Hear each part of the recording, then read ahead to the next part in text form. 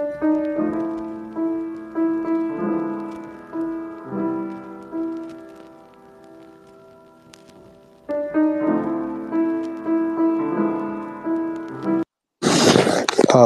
evening, ladies and gentlemen.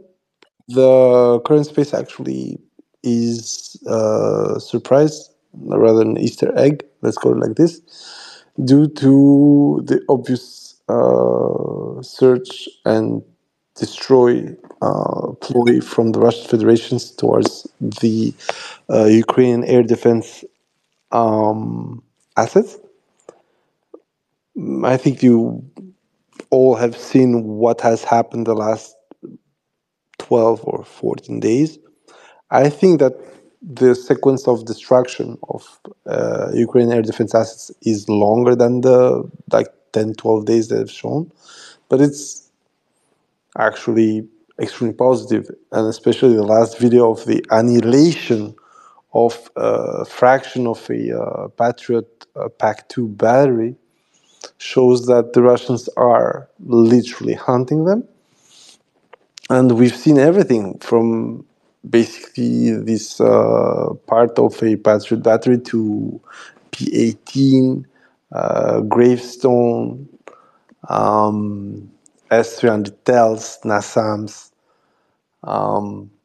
Yeah, it's like it's the whole package.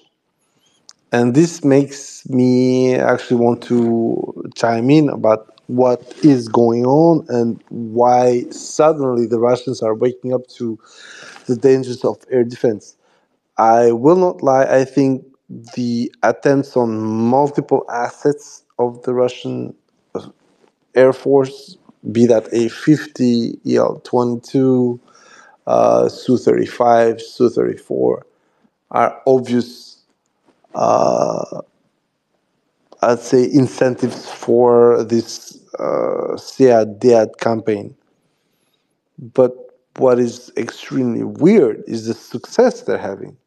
Now, I made a tweet today and I said, like, for instance, there are obvious places where you need to check for these assets. Like Pokrovsk is the main hub for them because if you check the map right now, Pokrovsk allows you to shoot Patriots down south towards Mariupol and left and right, and also towards the east. And it allows you to have a rather good coverage of the Ukrainian territory from where actually Ukraine is defending right now. And like, as I say, usually if I have the idea, the Russians have had it like 10,000 times before. So on that aspect, once again, I'm saying I'm not as smart as we at Timor Criminal are not like the smartest people on earth. It's just like we are following Occam's razor and things that work and things that make sense. In this case, what makes sense is obviously, once again, that the Russians are going to check every single option before engaging. In this case, Pokrovsk makes sense. Nikolaev makes sense, Zaporozhye makes sense, and also the neighborhoods of Kharkov make sense.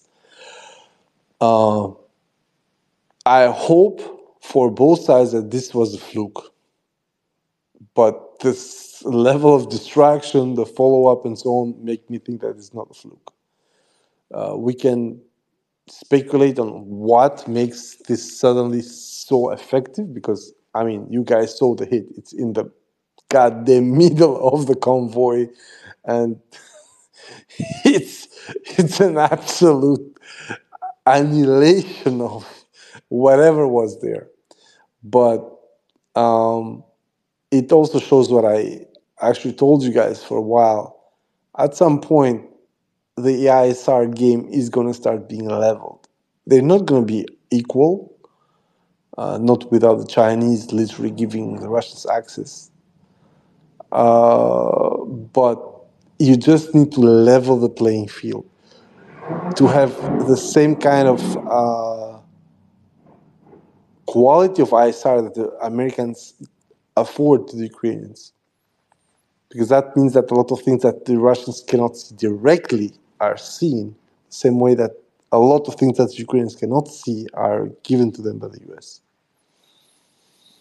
Now, what does this change? I said once again, a lot of people in my comments have always said it, and on the group we said just the same.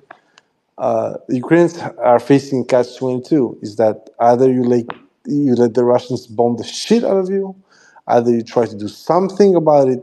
Therefore, you're going to expose your assets. Therefore, you're going to get hit on those assets, and therefore you're going to lose them, and therefore you're going to let the Russians hit you even worse. And this is even made worse by the fact that Russians are, as I told you guys last year, investing on better ways to strike. The latest UMPB 30 SD is exactly where we are at. Is the Americans for a while developed the, the GPU 39, then it evolved from the small diameter bomb to the ground launched small diameter bomb, and the Russians, out of fucking nowhere, have the same fucking idea, but instead of using a narrower barrel, that would have to be, how can I say this, ad hoc, basically. They are just integrating that in the Smerch system, which means that they can have a higher diameter, 30 centimeters in this case, which means a higher payload, which means a better booster, which means longer range, and so on, and so on, and so on. And due to the fact that the actual warhead is also capable of being propelled by a booster, this means that aircrafts now on the Russian Federation side have the small diameter bomb, which the Americans will only be able to integrate with the Ukrainian forces outside of the ground launch SDB with the advent of the F-16. Therefore,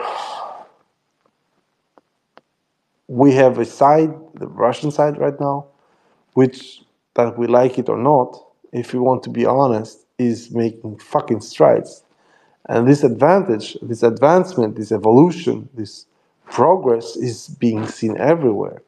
From use of a very specific propellant for longer range strikes to the probable contractual links with China through either North Korean or Belarusian partnership, allowing them new 122 and new 155 shells with a more energetic propellant and also a different explosive filling in their warheads, let's say it like this. We have also a general approach to the front from the Russians that makes it very complicated for anyone to predict what they're going to do. Okay, what you can do is like literally say they're going to attack everywhere, and then you're not wrong, but the prediction on tactical and then strategical outlay is in this case completely changed. Now, as I said, the Ukrainians have multiple problems. One of them is that whoever has designed their defense line, the so-called Sirsky or Zelekoka or whatever, seems to be drawn and built by absolute morons. I made a small tweet about it. The main reserve trench is not wide enough. So basically, if the Russians observe movement and existence within the position, they will just fucking cut the shit out of it. And that's it. What I'm seeing right now from the Ukrainian side, especially with regards to the thinning of the active forces and the bombastic announcements, let's say it like this, I'm like, I have this feeling that maybe we are nearing the breaking point of the Ukrainian side. However, once again, the problem with all this is that this war can be waged by nuclear weapons, by advanced technical means, tanks, planes, helicopters, whatever you want to call it, but also by the lowest common denominator, which in a sense plays a major role with regards to this war, and that is hubris on both sides. Let's review a little bit the overall picture of the Ukrainian front. We can see that after days of very strong fight, Tonenke, based on geolocation and based also in admission from the Ukrainian side, Tonenke is lost.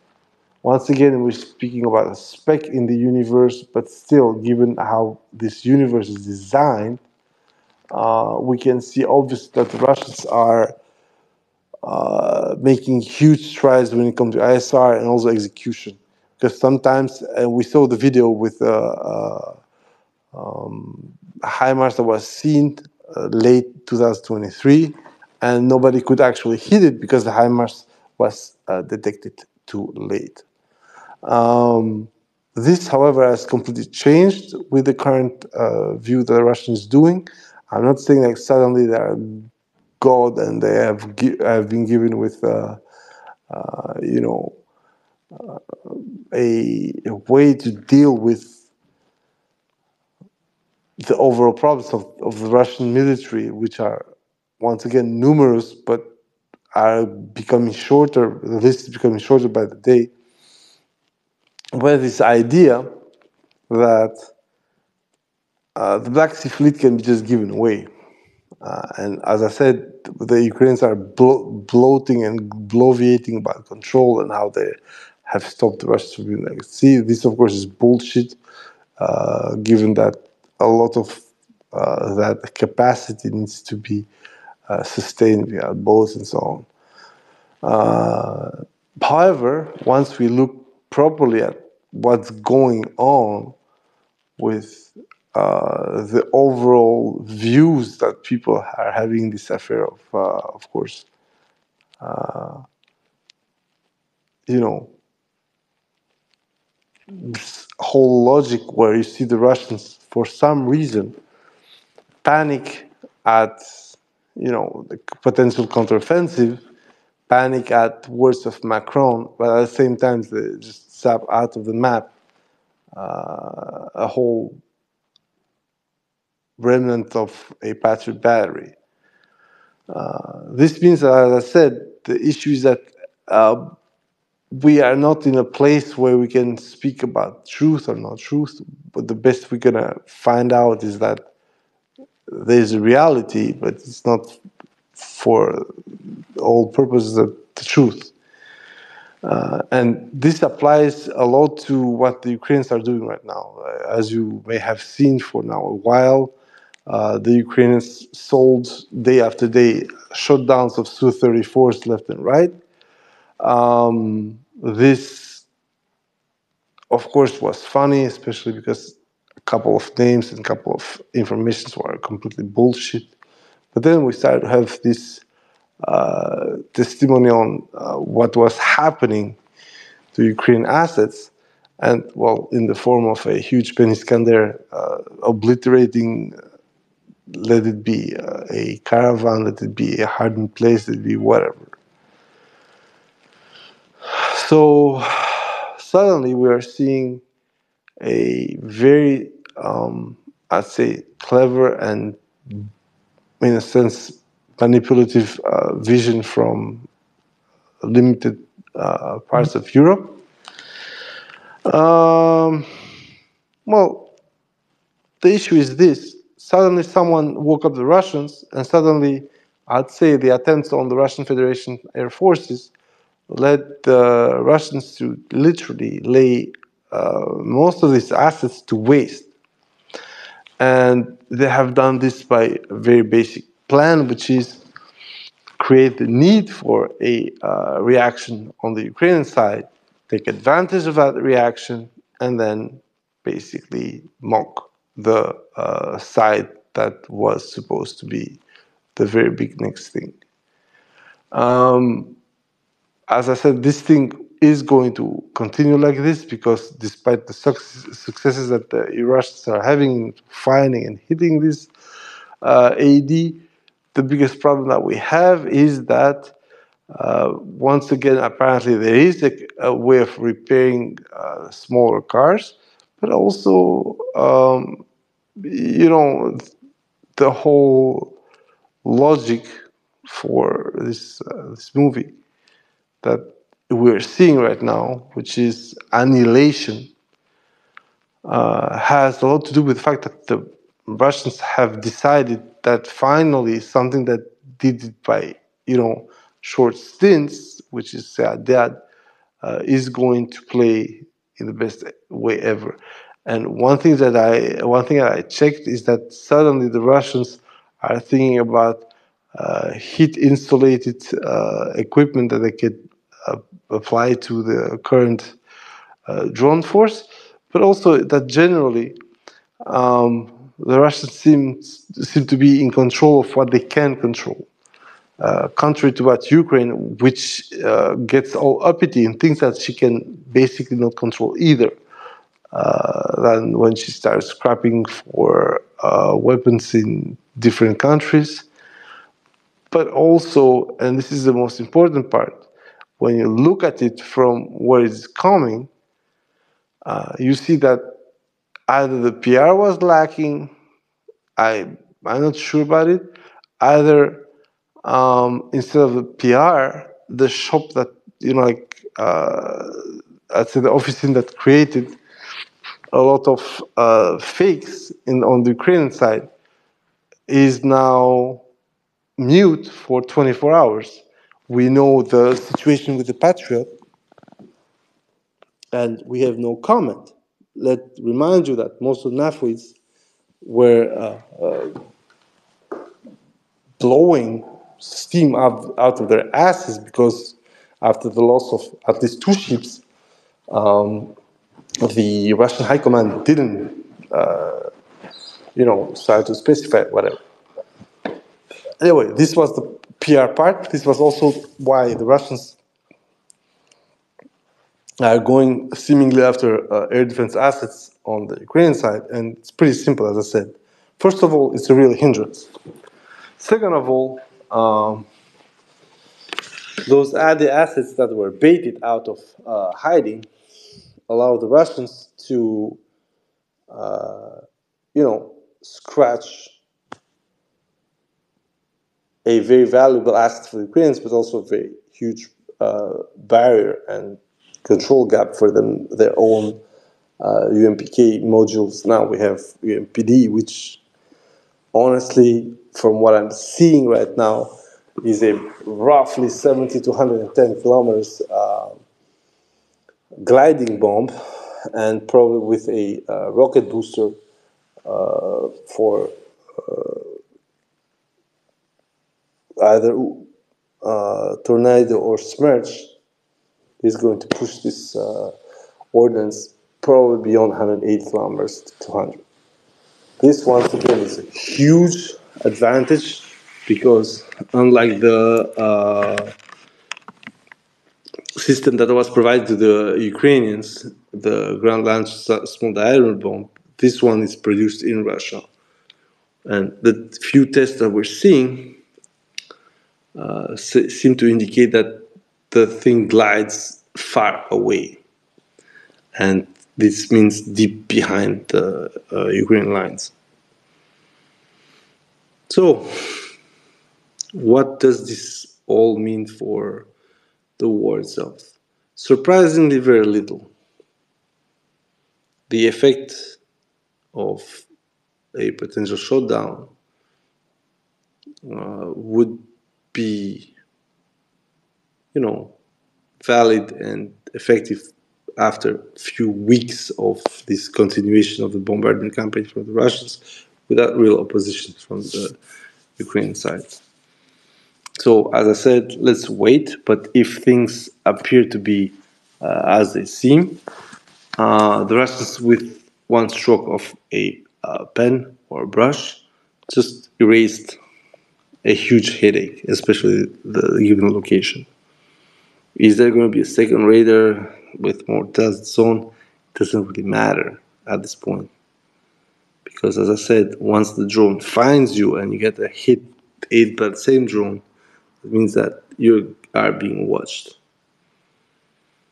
So let's go back to the tactical situation. Tactical situation is showing that despite multiple attempts to counterattack, the Pickers lost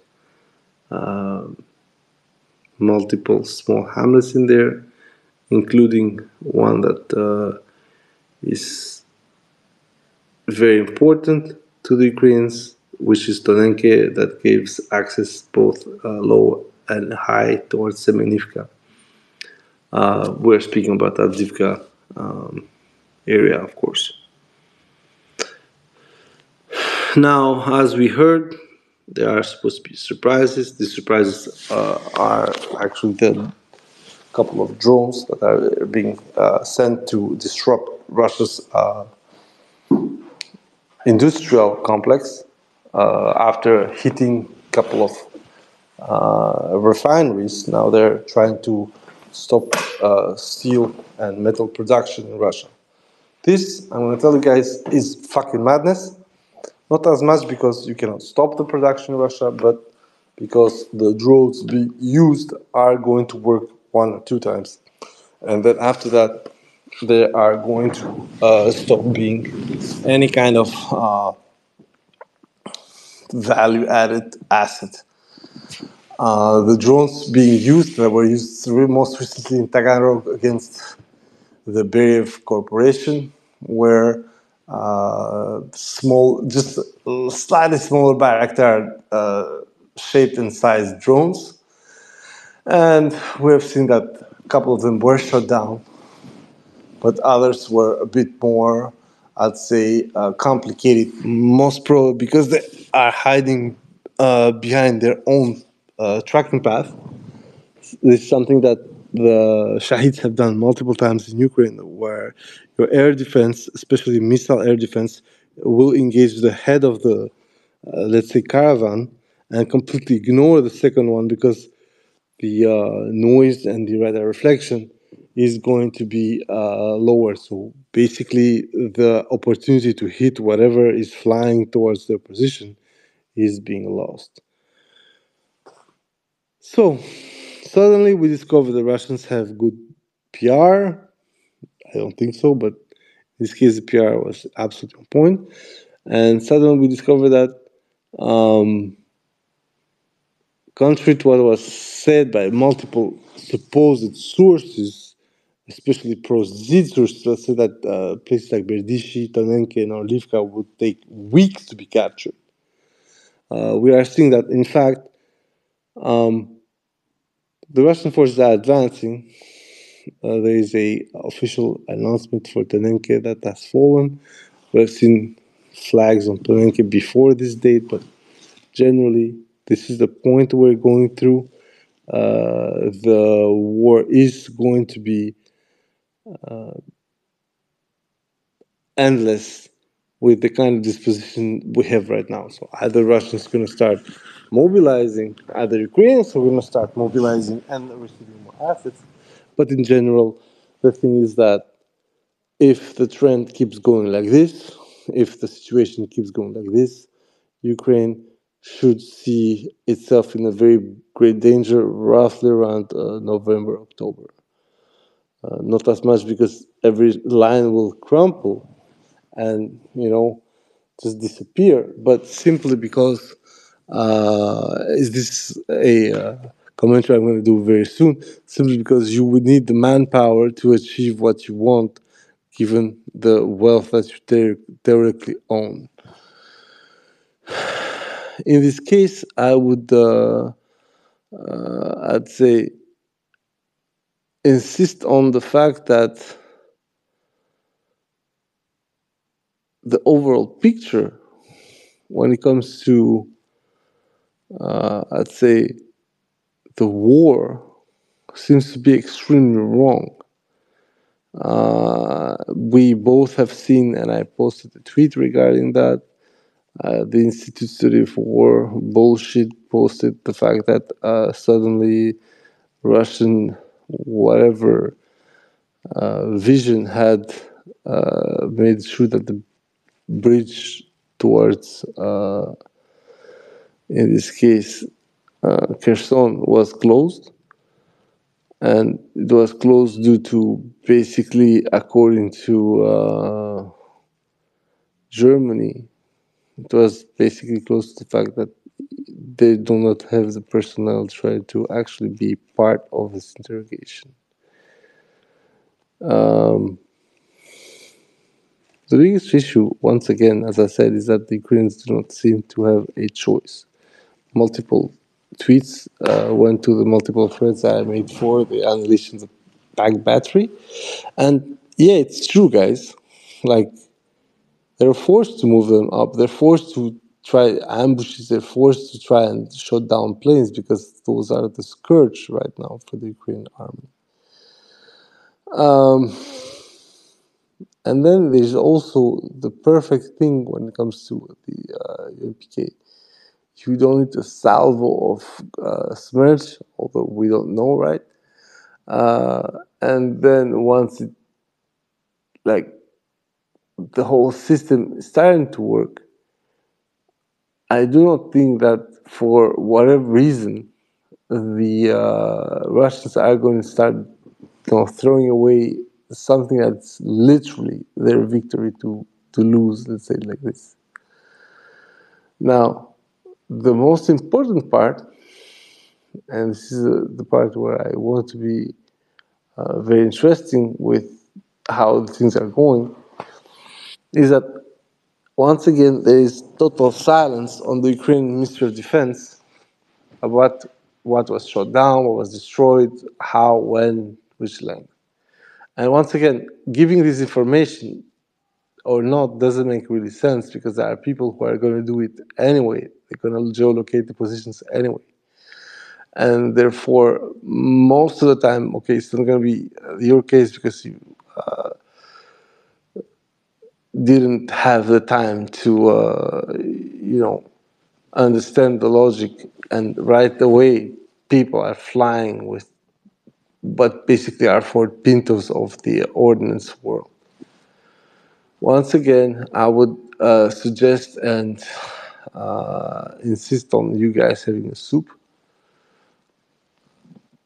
And this soup right now is basically Russians blowing stuff up, Russians advancing up and down, and Russians having the sustainment ratio to keep going for 3 to 6 weeks. Minimum on the front and 4 to 8 months maximum over the whole line. Why I said 4 to 6 weeks? Because I think that if a breakthrough is happening in Avdiivka East, then the biggest problem for the Germans is to stop them trying to communicate within the lines. As I said, this is part of how the fire-based management works and how you can plan according to the situation, probably due to the fact that the equipment we're seeing right here are special force stuff. And therefore, we go back to how the troops wants to use or use the Patriot tells and components of the system. And it's literally hilarious because the whole point of the Korean house is to just have a logic of deployment, have a logic of defense, and right now there's none of this. We see predictable shots from the Ukrainians, we see predictable shots from the Russians, of course, but also we are not seeing the real actual result. Like, these guys are supposed to basically contest the airspace over 150 kilometers, but most of the time than not, a small Russian bird is being flying over the top of everybody. And therefore, this makes everything worse when it comes to what I've owed. And the reality is pretty simple. It is things do not go well for the Ukrainians. They bring these IED assets. These IED assets do or don't do damage, doesn't matter. But at the end, they are paying in the ass for the Russian side. Therefore, that drone goes back to its owner. So, what's the deal? What are we seeing in the map? Like everybody says, like we don't see huge progress compared to 1 or 2 weeks ago. I'm like, yeah, because what the Russians probably would have wanted to be a road did never happen, and it's all good. I mean, in the sense that it's not me, in this case, who is looking at this sudden loss of capability on air defense and sudden vision of a more long attrition war just disappears. Because for one reason or another, the Russians have AISR pretty comparable on certain fields, not everything, to basically China.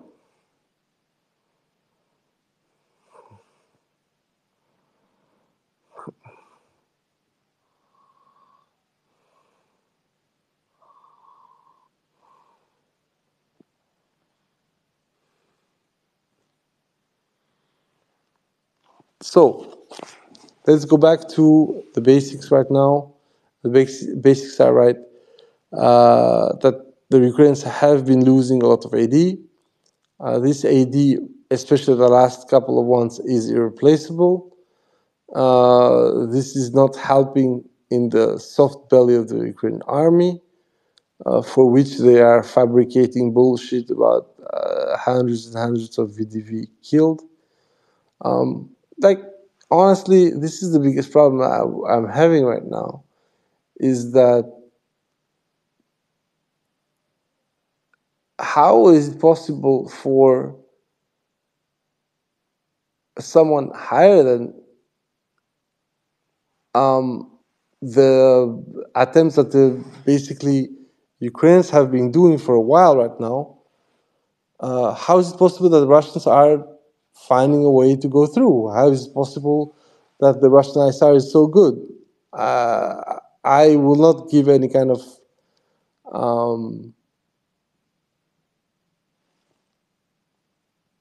answer to that.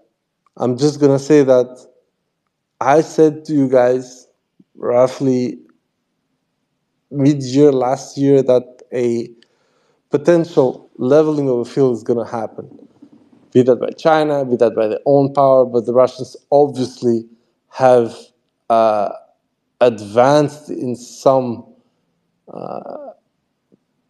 parts, basically data process, targeting process, and of course, new weapons. We've seen, as I said, the UMPB. The weapon looks a lot like the ground lance small diameter bomb. The problem is that apparently it is bigger than the small diameter bomb, probably twice the weight, so about 200 something kilos. This hopefully can be translated into a doubling also of the Russian warhead, so from roughly a 60 to 80 kilograms of real explosive for the ground large small diameter bomb.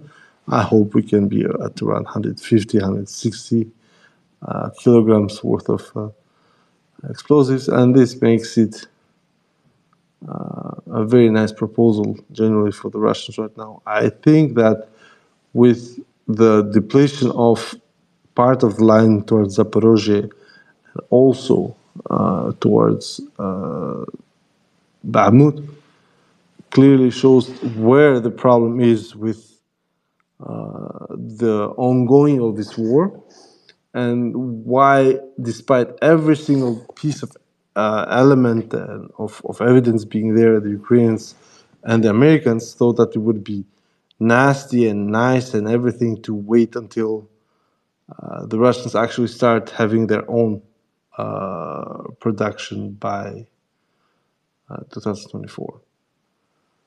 Then there are a couple of other things that, despite all of this, show that UAV control, UAV ISR, mid-level ISR cannot be denied as easily as a lot of people thought.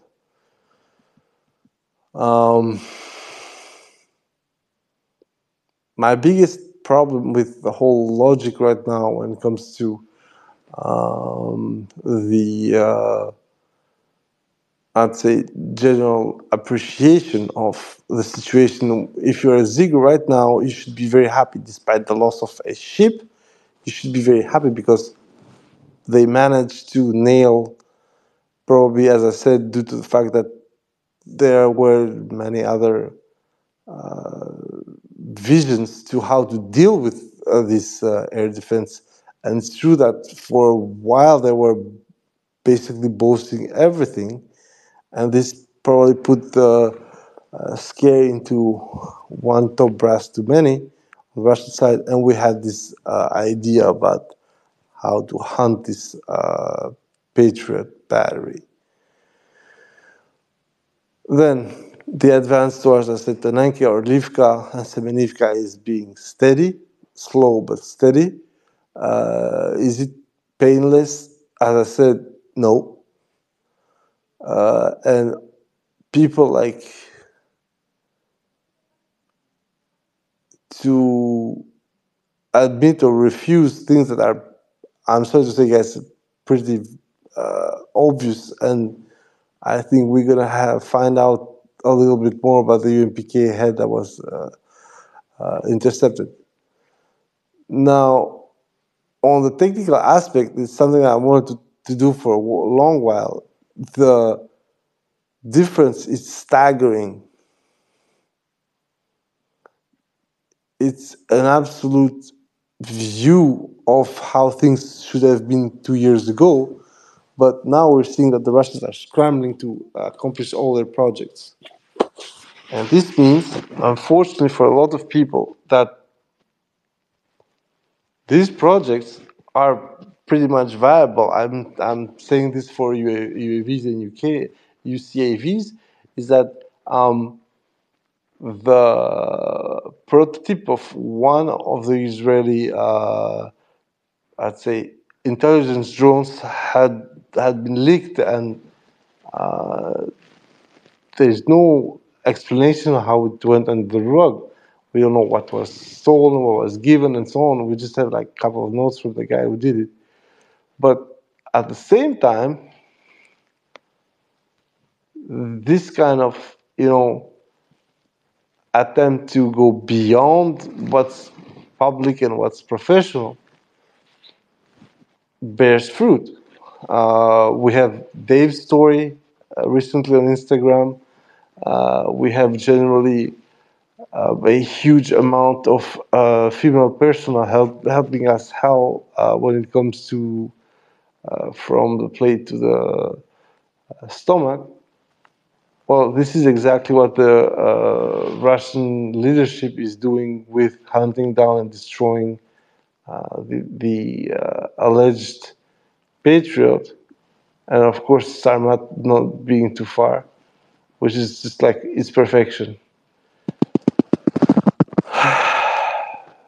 But then what about all this? I mean, like for now half an hour I've been bloviating about a thing that has already apparently a solution. Is this solution going to work non-stop? I do not know.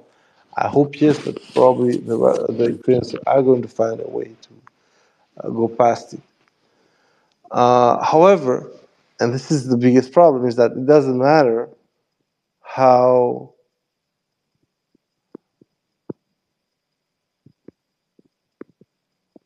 a small portion of the situation that people are trying to currently solve on both sides, be that the Ukrainian side, be that the Russian side. The Ukrainian side is AD to stop UMPKs. On the Russian side is taking out the AD in order to have more UMPKs, and of course adding more range to these UMPKs and more explosive power. This investment on both sides is providing also a way of dealing with the future threats on both sides. And there we're going to come to the SEAD line. This line, as I said, has multiple problems. One of those is that it seems that most of the constructions we're seeing on the Ukrainian side are fallback lines. And at first view, this would be very interesting because that's how the Russians did. The core lines of defense were fallback lines. They weren't actually manned lines. They were empty until the people at the crumple zone, like 10 to 15 kilometers before this fallback line, would fall back. However, we also see that these fallback lines are equipped with anti-tank ditches. This means that they are going to do just like the Russians, allow a small gate to allow the retreating forces to, reoccupy the second line. And usually this means one thing: enough space. Look at the protections to Novoprokopivka, look at the protections to south of Robotine, and so on and so on and so on.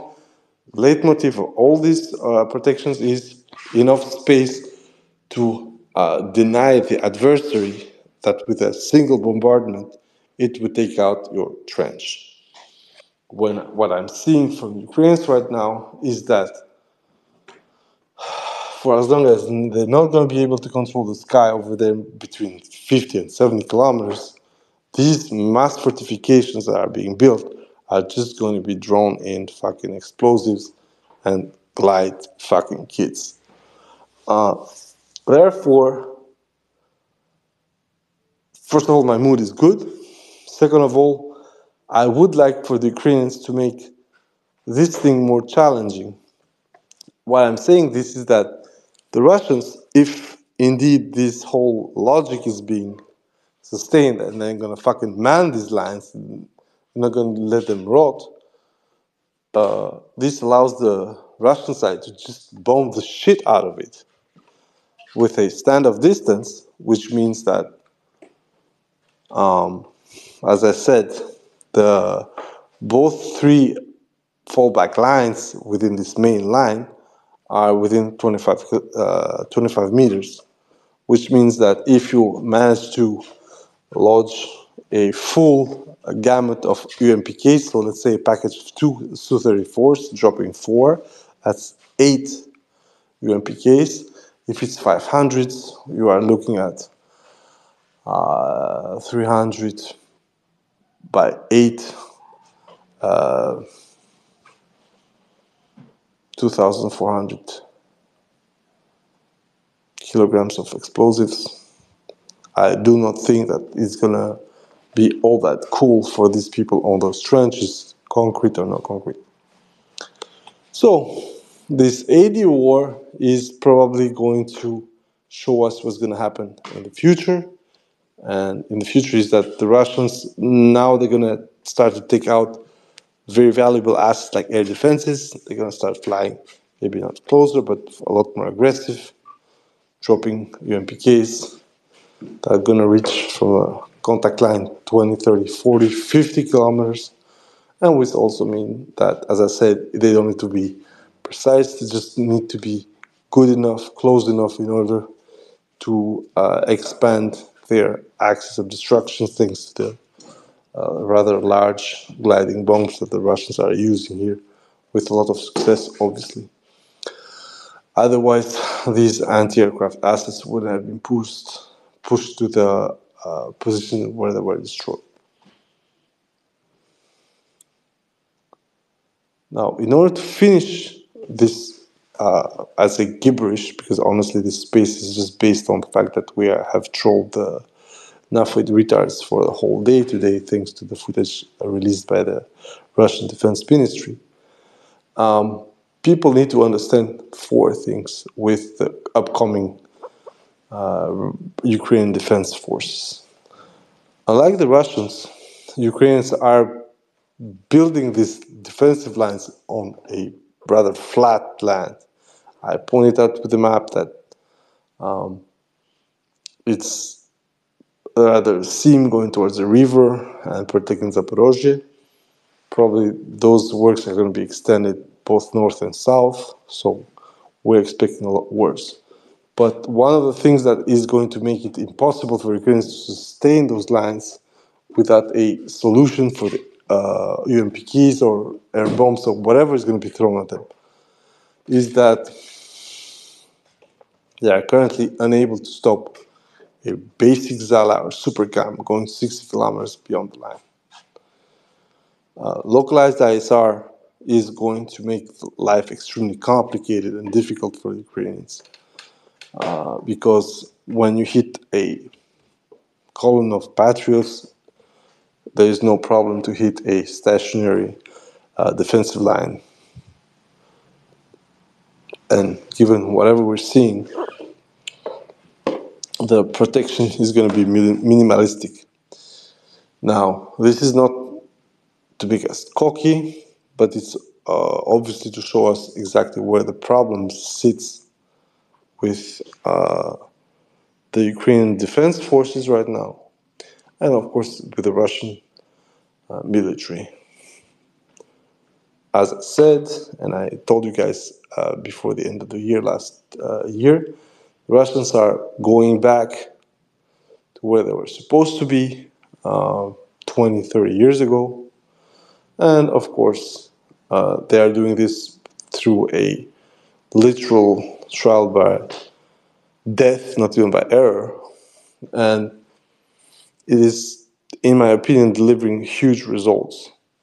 When you know more or less how the Russian defense industry worked, they had a lot of plans, a lot of designs, or whatever you want, but nothing basically would come forward, get something that would be extremely needed right now.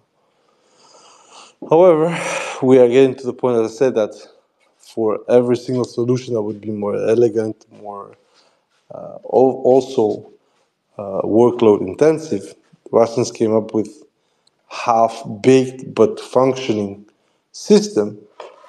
And this, once again, is not even leveling the playground, it's just getting closer. If the playground is going to be leveled, then a lot of things are going to happen to the Ukrainians. And a huge part of them is the same videos that we're seeing on the Ukrainian side with Russians striking, Russian vehicles getting stricken by the Ukrainian HIMARS, whatever you want to call them. We're going to start seeing them more and more. We're already seeing them, but most of them are literally Iskander raping half a small village. And then, of course, within the radius of destruction, you got multiple assets. But the last video was extremely worrisome if I was a Ukrainian or pro-Ukrainian supporter, because that thing is hitting dead fucking center. So where are we right now when it comes to this technological war? The Ukrainians are counting on the F-16s to help them repel these Su-34s, and this today is probably the exact manifestation of that problem. A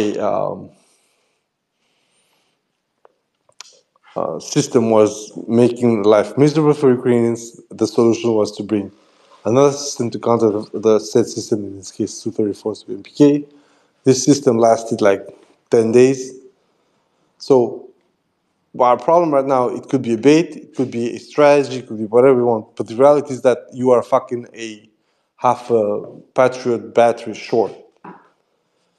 And of course, there can be a replacement, and of course, this tempo can be sustained for as long as it stays as simple as this, but we know that it doesn't.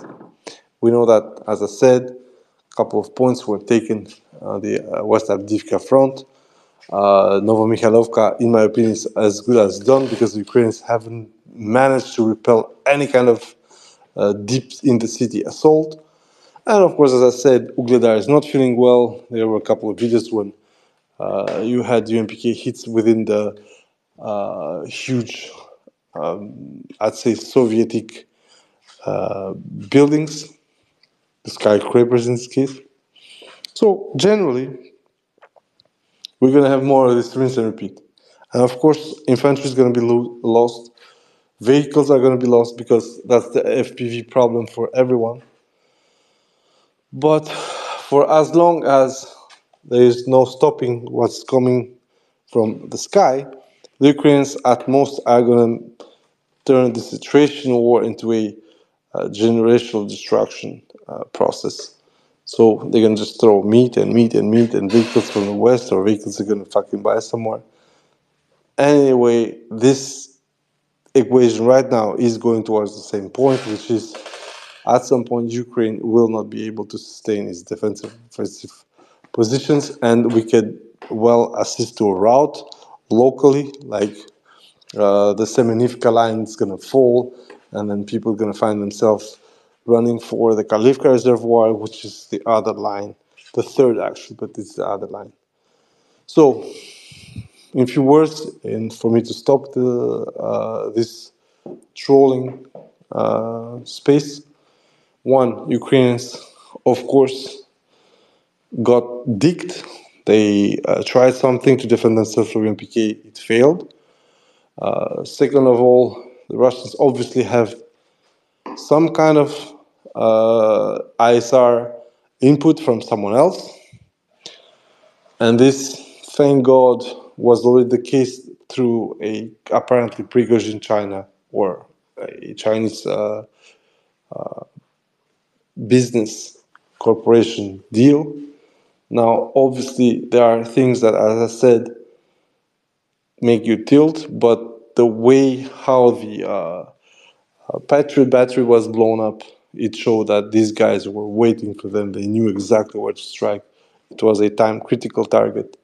So, on top of the intelligence, top of the recon job, we have an execution. And this execution was almost perfect. Therefore, once again, the biggest problem that the Ukrainians were going to have is not as much not having shells or not having troops, is a fucking evolving Rusnia, which means that down the rabbit hole, the Russians are going to burn the Ukrainians if nothing changes within 2 to 5 years. And I'm not speaking like localized front, I'm speaking about the whole oblast shit advancement. So, where do we go from here? As I said, 3 first steps haven't been finished yet. There is a advancement towards Rabotino. There is advancement towards the Oskol River, and there is, of course, the advancement post Avdiivka towards West Avdiivka in order to reach a situational dominance towards Ugledar, and then probably trying to push more westwards with the actions of the Russian Federation military. The biggest problem that we have right now is that nobody seems to appreciate where this happened, how it happened, and how deep the Russian local reconnaissance can go. For a while, the Ukrainians were gloating about the shark going 40, 50, 60 kilometers behind lines and then enabling HIMARS strikes. Here it's even more interesting because Russians do not seem to fret about, flying over occupied territory with the Zalas or the super camps. And also visually, there are a lot more downings seen apparently. So overall, we are entering to a phase where Ukraine is going to start making choices, and Russia as well. We hope that the choices that were going to be made from the Ukrainian side is, as many people have said, try to pull these systems within urban areas so they can hide them better. but this means that whole alleyways of Shaheeds and cruise missiles are unprotected, and it's fine. Like, we as pro-Ziggers only want that. And on the Ukrainian side, it's more make a choice of going underground physically, or abandoning this parity of damage but still causing damage. Like, okay, we cannot stop them from erasing a air defense battery, but we can send 10, 15 drones to try and attack a steel plant or a oil refinery or whatever you want to call it. And if the results are good enough, then it's worth it. If the results are shitty, then when you have a problem as Ukraine, because you do not manufacture most of your weaponry and supplies and whatever, so you will need to start sucking more dick in America or elsewhere and getting something that so far has been defeated. So the only solution, in my opinion, is volume. Instead of having 3 batteries of Patriots, you should have 20 or whatever. So if you follow my thinking here, the biggest thing is that Ukrainians right now cannot cut it on their own, and therefore there's a discussion between the US and whoever wants to carry the Ukrainians towards death. Therefore, once again, for the Russians right now, what should not be changing is the intensity of bombardments, the type of the bombardments, and of course, the result of these bombardments. Basically, that's it. The Russians right now seem to be in control of localized ISR, and seem also to have access to interesting database and interesting data of current satellite surveillance. And it's nonetheless shown by the fact that the person who announced this battery being destroyed is an obscure small channel, which day after day starts posting alleged strikes and damage, and now he's been 2 for 2 for very expensive and very, I'd say, precious assets for Ukrainians. First of all, he announced the loss of a Su-24. It later happened to be a MiG-29, of course, from the Ukrainian army. And then he also announced the destruction of the said Patriot battery. The location wasn't that precise, but it was very close to the location indicated. And of course, as I said, he said that before we had the footage, so basically the mod had been disseminating this information in a way or another. So, to wrap up this thing, one thing, Ukrainians need to find solutions for their shitty defensive groundwork.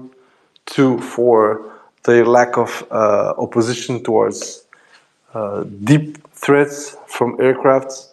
And of course, the most important part is that they are entering crunch time. They are starting to give into this urge that they have to defend every single point. And this means that on long term, this advancement, this attempt to, like, rationalize Russian victories, a Russian land grab as something temporary, is going towards the, I'd say, utter destruction of both discipline and interoperability between units. I posted, in answer to a fucking Nafweed, 130 guys that we know today from the Ukrainian sources didn't make it out through the breakthrough from Avdiivka. More are there, more are going to come, but these 130 are for sure proven gone between 2 or 3 days. Once again, I would like to repeat what I said. A couple of things that are happening right now are not a solution. They're not a sign that Ukraine is collapsing, but they are a sign that Ukraine is not fucking winning. And it has been like a thorn on the flank of those who have sold multiple operations that have been during 2022 as successful, part of them being Kherson. Guys, we are into the money time for whoever wants to support Ukraine. whatever has to be pledged or given would have to come within end of March and beginning of July, if the impact of these, solutions found is going to allow for the Ukrainian deep defenses to survive. Thank you very much for being here. It was more of a rant because, like, I wanted to express myself on why suddenly the Russians are dumping 15 to 18 videos of AD destruction. I think that's pretty simple. On one side, they understood the PR game. Once the Ukrainians are starting to announce unicorn bullshit numbers and pretenses, the best part of this is just to show them the exact contrary. In this case, as I said, for all those suits that are supposed to be down, we see a Patriot battery going up. And for all these advancement and defenses and all bullshit, we see the Russians still grinding forward. So once again, we come back to exactly where we said we would be over a year ago. Russia had its losses, lost a lot of pride, but then went back to work. And this is the only thing you guys should remember right now. War is a marathon, and this marathon is only won if you keep running. If you stop running, you're done. Doesn't matter if it's to save lives, doesn't matter if it's to save your military power. No, losing the war means also losing a lot of those perks. So this is the right way to do for both sides. You're going to need to protect themselves. The Russians need to destroy them, asshole Ukrainians. So don't worry. Just enjoy the show for now. There are going to be other L's to come because the Ukrainians are the way they are. But there are going to be more W's from now on. And hopefully, within 2 to 3 months, we are to a point when the Ukrainian leadership starts to understand that it's a done deal losing the rest of Donbass. And hopefully, they're going to start suing for peace. Thank you very much, guys. I'm not going to take questions today. It was just more of a small rant. Tomorrow I'm going to have a more sober and more technical space. I just wanted you guys to know that you can troll, you can have a lot of fun, because this times it's not just trolling. This time the message sent by the Russian Ministry of Defense is critical, and I hope the Americans sees the message. Ukrainians, of course, they're not going to do shit with it because they're puppets at this moment. But I hope the Americans are going to understand the situation here.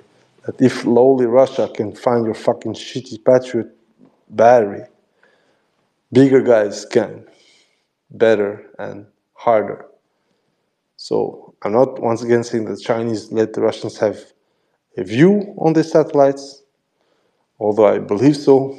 Just saying that apparently someone can afford Russians, at least for some things, good enough intelligence from which they can enact it. So once again, the Russians can do that to supposedly stealthy and untouchable European American systems. Just think what the Chinese can do at this point. The Chinese being the world prime manufacturer. Thank you very much, guys. Have a nice day. I'm not going to take questions, as I said. It's going to be tomorrow very early. Just enjoy the moment. Enjoy what's going on. Enjoy the W's. And do not forget something very specific in this war. The format is never going to allow for major breakthroughs unless the other side is completely fucked up. We had that very early in the year 2022. We had that with the attempted reconquista from August to December, I'd say 2022. And since then, it has been a neutralized bunch of people almost everywhere. And this is going to grow into the Ukrainian mindset as well. They are going to be there to just make damage more to the style of the GUR rather than fight the war. And therefore, as I said, just enjoy the ride for the moment, because at some point we're going to manage to get to the Ukrainian breaking point once again, not in short term. And then the situation is going to change dramatically, not at the front line, but at the way the front line is going to shape up. And it's very reminiscent to what happened between July and August 2022 around the Izium and Balakleya area. So thank you very much, guys. Sorry for no Q&A today, but it's going to be one tomorrow. Enjoy yourself. Enjoy the fun of the memes. And hopefully it goes beyond that. We are into a domino effect with the Donbass defenses. Bye-bye, guys.